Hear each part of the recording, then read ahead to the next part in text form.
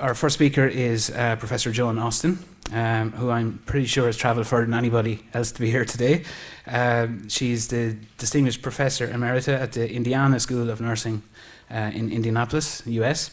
Among her many achievements in the field of epilepsy, she was the first nurse to be president of the American Epilepsy Society, and she served for many years in key roles both within the International Bureau for Epilepsy and the American Epilepsy Foundation. She was one of the authors of a major report in 2012 in the US on epilepsy called Epilepsy Across the Spectrum. That's available online, and it was a key document that was published in America. Her research focuses mainly on the quality of life of children with epilepsy and their families, and she's authored over 100 research papers on this subject. Today she's going to talk to us about some of the learnings from her many years of research, and in particular on parenting behaviours that are associated with good outcomes in children with epilepsy. She's here in Ireland at the moment because she's working with some researchers that Epilepsy Ireland is funding in DCU, in Dublin, in Dublin City University, which is looking at epilepsy stigma and family communications in epilepsy. So we're absolutely delighted that she's made the trip down to Killarney to be with us. So please welcome Professor Joan Austin.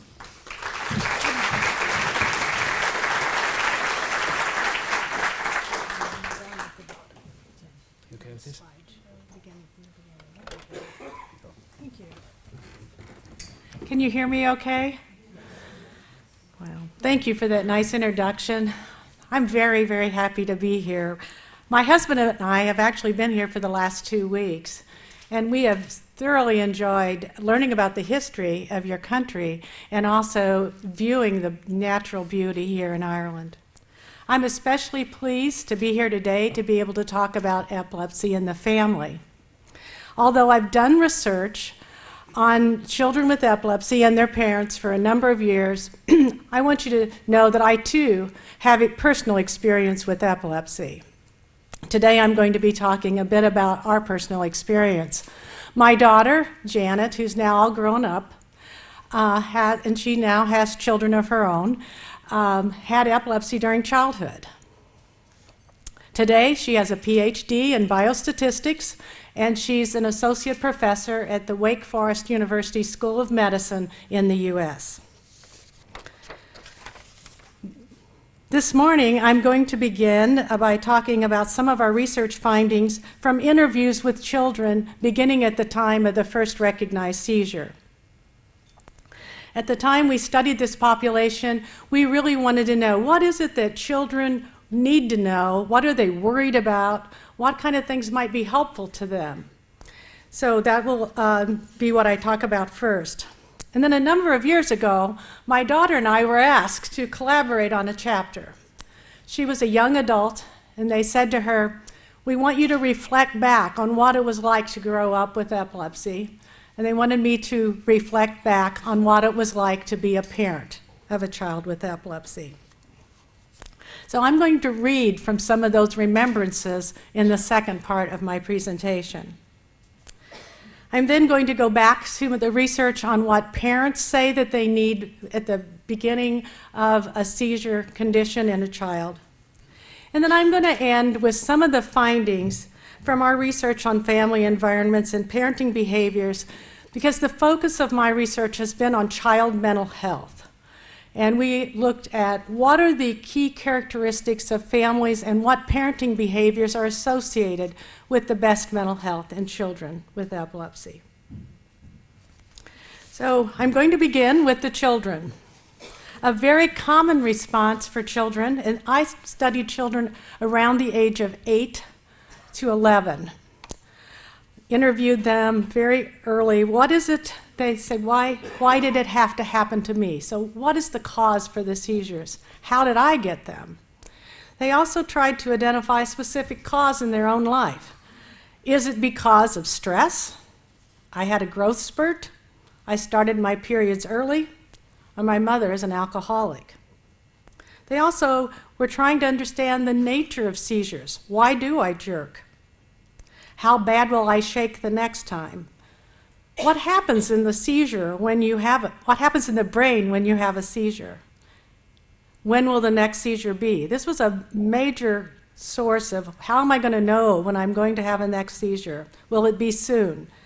How can I tell when I'm going to have one?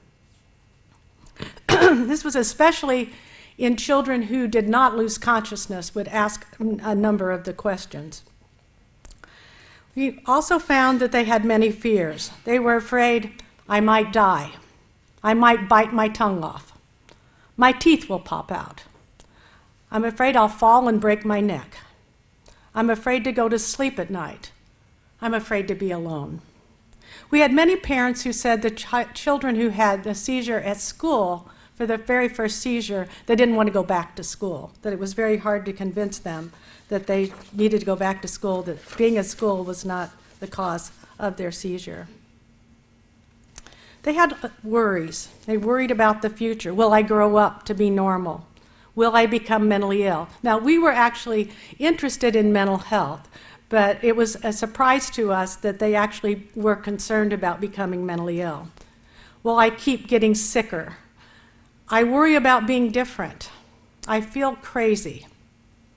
I feel worried. Probably one of our most interesting findings that if you had asked us in advance what we would have expected, we wouldn't have expected the children to be looking around their environment so much, looking for clues on what was going on.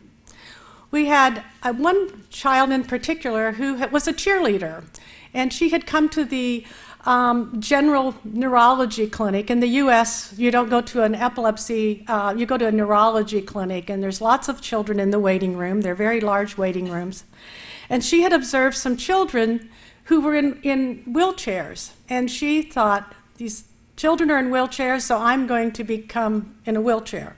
And she said she thought she might have to give up cheerleading, and we explained to her that not all the children there had epilepsy.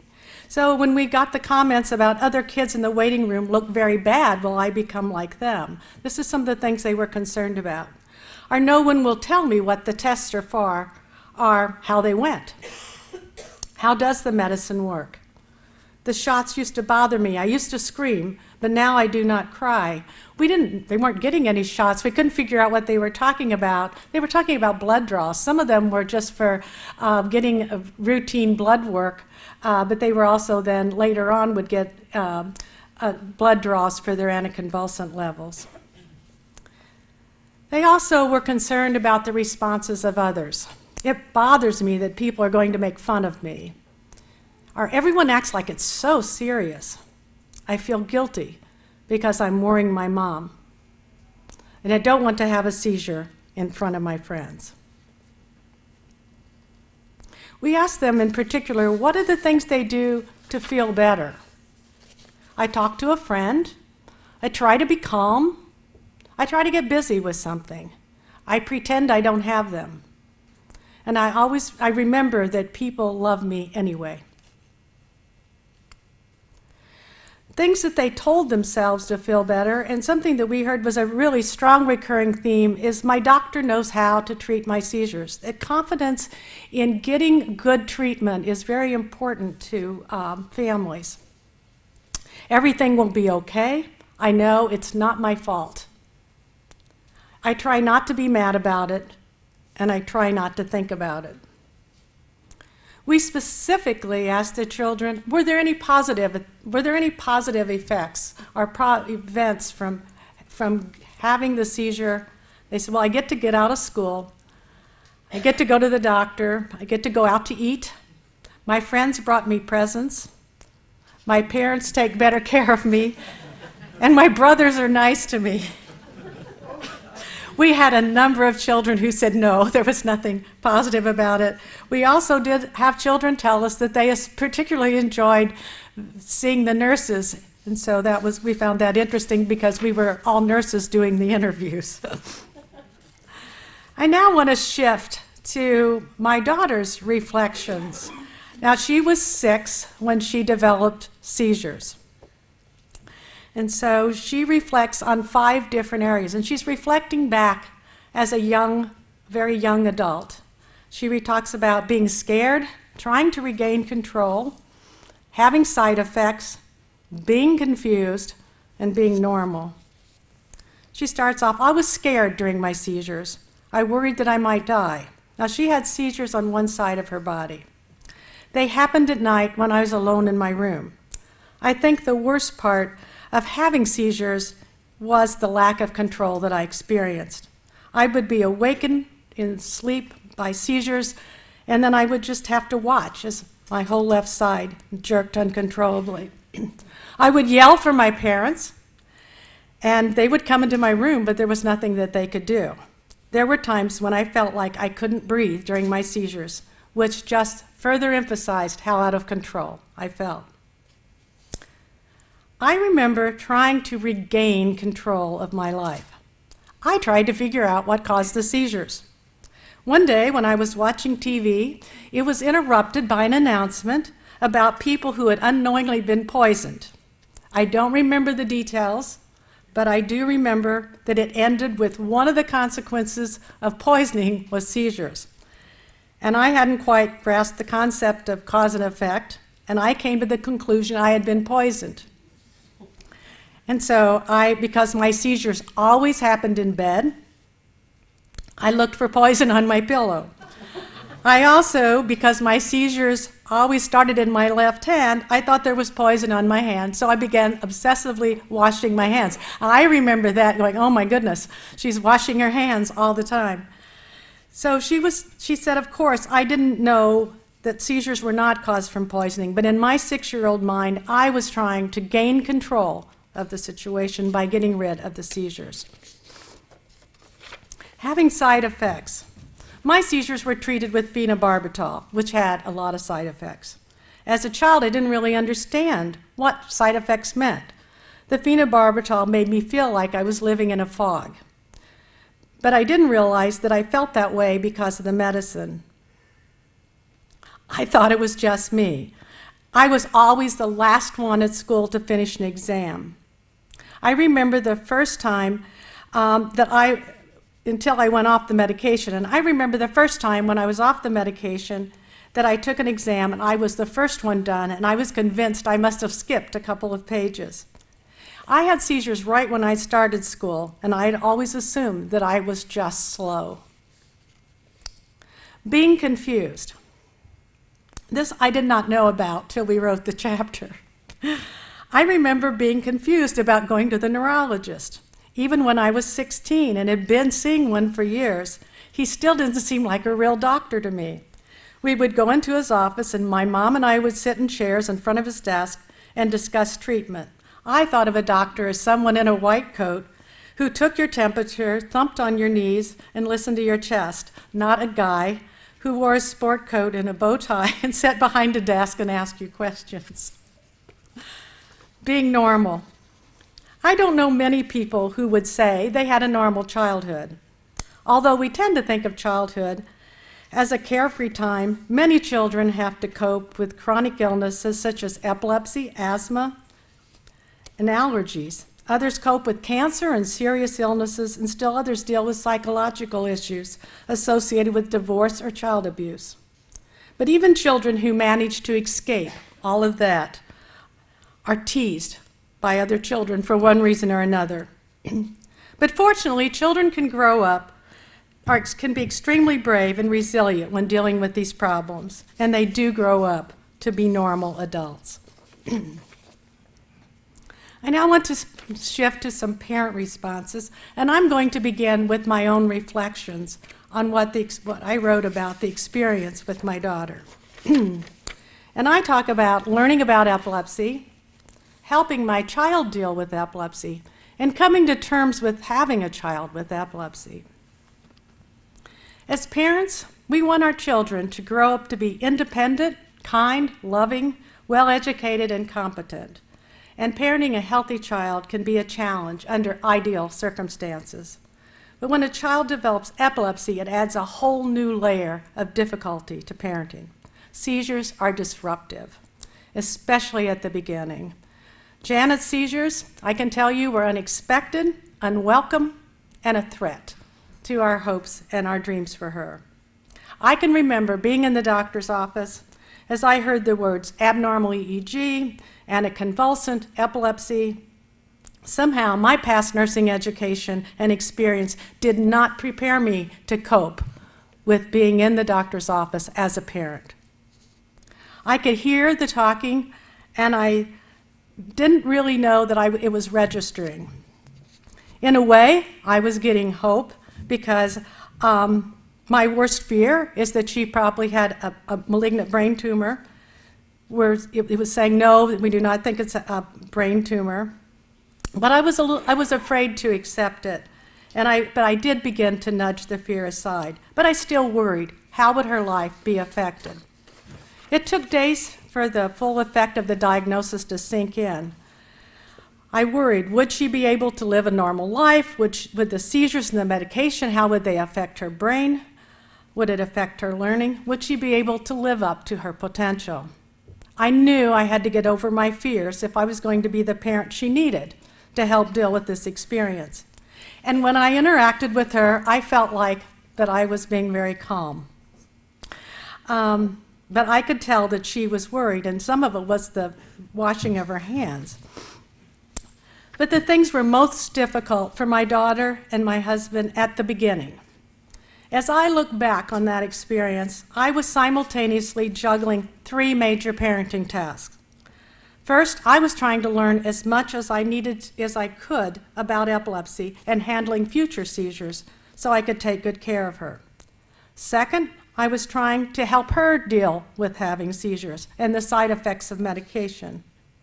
And third, I was trying to come to terms what was happening inside myself. I was sad and I was afraid. But I knew I had to handle my own emotions better if I was going to be effective in helping her. So we were asked in this chapter to give our advice. And I said my personal advice on learning about epilepsy is to prepare yourself for the visits with the doctors and the nurses. Come with all of your questions written down and make sure you get the time you need to get all of your questions answered. And make sure that you have time for your child to get your questions answered. Now, you are much more fortunate than I was at the time of our daughter's epilepsy onset, because information and accurate information is so much more readily available today. Also, you have contact with Epilepsy Ireland and all the information that they have available, but do not be reluctant to stay and get the information that you need. And I'm especially pleased to learn about the new service that you have with the nurses and being able to call. So that's wonderful services for you.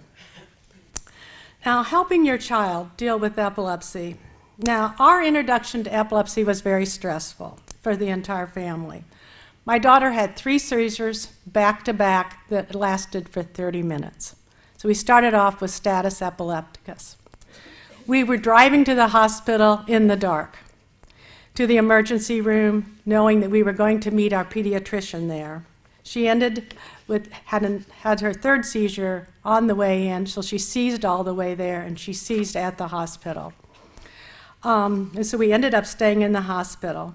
And that she never lost consciousness during this whole time meant that she was far more worried than I realized. She said, as a young adult, when it's all over, I was really worried about talking to you, Mother, because you were so worried. So when we were doing the chapter, it's always interesting, as a parent, your children give you advice. She said, you should have talked to me more about my experience. And I thought that if she wasn't bringing up and she wasn't washing her hands obsessively, that things were probably okay. You have to excuse me, I have allergies here in Ireland. I think it may have something to do with mold. So coming to terms with having a child with epilepsy. For me, much of the coping involved coming to terms with epilepsy on an emotional level. I will tell you, my husband and I have very different coping styles. He prefers not to dwell on things, and I prefer to talk about them. So at this time of seizure onset, we are then confronting our differences in coping. But I think that what you need to do is to get your child the best treatment possible and make sure that you're doing everything you're told to do. And as adults, we have a lot of things that we don't have control over, that we're faced with. And I tried to apply those coping strategies with those situations to the epilepsy because I did not have control of it. I learned as much as I could. I tried to be I thought I was doing a really good job supporting my child and talking to her. And I tried to stay positive, and I tried to be proactive in dealing with problems as they came up. So if there's a problem at school, I tried to not delay and to look for issues. I will tell you the best thing that was helpful to me is to meet people who had epilepsy in childhood and grew up to have very successful lives. And that was very helpful to me. I now want to shift to what the parents of children with first seizures told us that they wanted help with and their concerns and issues. They fell into 4 different areas: epilepsy and treatment, managing the epilepsy, information about seizures, and encouragement and support. The most common thing that we had parents talk about in regard to epilepsy and treatment is understanding the cause. And very often, as you know, there's not an identified cause. They also were concerned about seizures and medication and the effect that they may have on the brain, and especially learning problems. The uncertainty of prognosis was difficult, and the parents will say, I just don't know how it's going to turn out. So this uncertainty and not being able to have someone tell you how it may go was difficult. The effect on the child's mental health, they had many questions on would it affect their self-concept, would it affect their self-esteem, and their effect on any future vocation. As far as managing the epilepsy, most of them were receiving care from a pediatrician. In the United States, you would not get referred to the Epilepsy Foundation after one seizure. It's simply a first seizure. Some of them had a second seizure right away and were getting the diagnosis of epilepsy, but many of them had just had one seizure. So they were not even, so one of the things that happened is they weren't given information on what to do if there was a second seizure. So they weren't sure if they were to call the ambulance a second time. They were concerned about telling others. Who should they tell? Should they tell the teacher? Should they not tell the teacher? Handling other responses of others at school in particular would come up because these children were in school. They talked about lifestyle changes and being concerned. One of the things that parents talked about is they felt like that was their responsibility to keep the child safe, and that if their children had seizures where they fell, that they didn't want them to be injured. And then how to help the child cope. In regard to information, they needed to know to understand the seizures and epilepsy and what are the sources of accurate information. When we were doing the Institute of Medicine report that Peter talked about, one of the things we recommended, because parents continually say over and over, I'm not exactly sure, when I look in the literature, what is it? Epilepsy is such a spectrum disorder, which is specific to me and my child. And that's one of the things we said, give the families the name of the syndrome and the medication with all the information and the type of seizures that they have. So at least when they look in the literature, they know what they're looking for. They also wanted access to professionals who could answer their questions. Where to get educational materials for their children, especially for one seizure, for that first seizure and that new onset. So I was so pleased to hear about the new onset materials that you're developing. And then how to talk with a physician at an office visit. These families primarily had only been for well-child visits to the physician. And then the last is encouragement and support. They wanted an opportunity to talk to other parents. They wanted counseling to help them and their families cope with the epilepsy, how to handle their children's response in regard to their fears, concerns, and feeling different, and helping the child to find another child with epilepsy to talk to, and help with handling behavior problems. At that time, we did not have, in Indiana, which is where I'm from, we did not have an epilepsy affiliate. And many of the calls that I get are, do you know a counselor who feels comfortable in talking about epilepsy and how it might affect behavior? So I now want to shift to the last part of my presentation and talk about our research findings on which family environments are associated with better mental health in children with epilepsy. The research team that I led for 20 years was multidisciplinary. My major collaborator, Dr. David Dunn, was a child psychiatrist and neurologist. We were joined by another neurologist, 2 neuropsychologists, a school psychologist, a statistician, and 2 other nurse researchers. We conducted a number of studies of children either with new onset seizures, followed them prospectively, or children with chronic epilepsy and followed them for 4 years. And there, across all of our studies, are a few characteristics of family environment and some parenting behaviors that are consistently associated with good child mental health. Our strongest finding in every study was that a well-organized and supportive family is associated with better mental health, better self-esteem, and actually better academic achievement. These families had a sense of mastery over family events and outcomes. And even if some of the things that we looked at is even if an issue might come up, they had an approach on how they would problem solve to deal with it. They were flexible, managed issues as they arose, and they were emotionally supportive to each other. They tended to work together to solve problems and cooperate with each other. So emotionally, we saw a lot of health in these families. We found children to be less anxious and depressed if they have parents who regularly talk to them about their fears and worries, about doctor's visits, how to tell other people about epilepsy, and handling seizures. We also found fewer problems in families that continued to have a full family life, including regular participation in leisure activities. My husband studies leisure, and he had suggested that I take a look at leisure activities. And interestingly, our findings did show that family participation in leisure activities was predictive of child mental health, and that was a continuing theme across both chronic epilepsy and new onset epilepsy.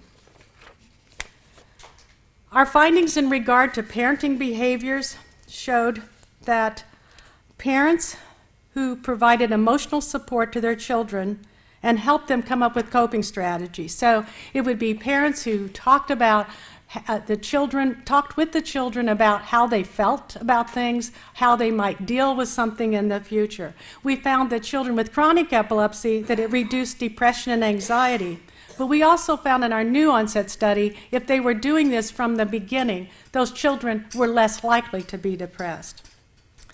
Also, parenting behaviors that promote child autonomy or independence was also associated with better mental health. Now, I know that when my daughter developed epilepsy, I had the urge to try to sort of make life easier for her because she had been through a lot.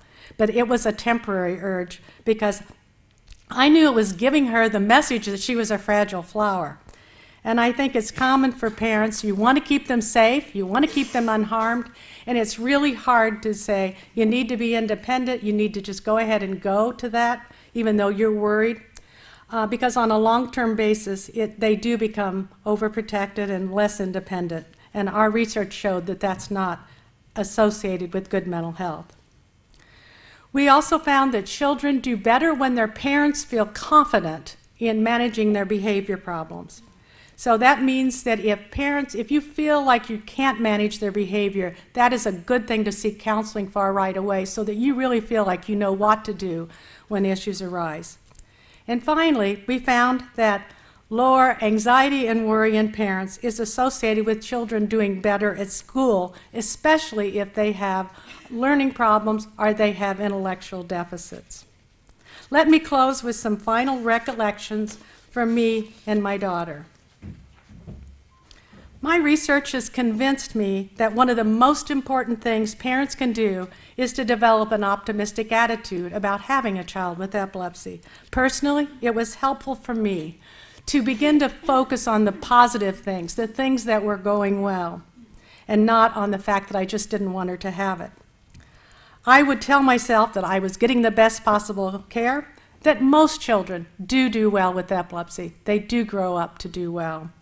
And that she did not have a malignant brain tumor. I also actively stopped myself from dwelling on all the possible negative things that could happen. I asked my daughter to tell me what she thought the effect of epilepsy had been as she looked back as a young adult, and she said, and this is what I will end with here as her quote, she said, "Having epilepsy did affect who I am today. I'm sure of that. But so did being in Girl Scouts and 4-H and moving from Texas to Indiana. I guess what I'm trying to say is that epilepsy influenced me in who I am today, but it did not define me." Thank you very much.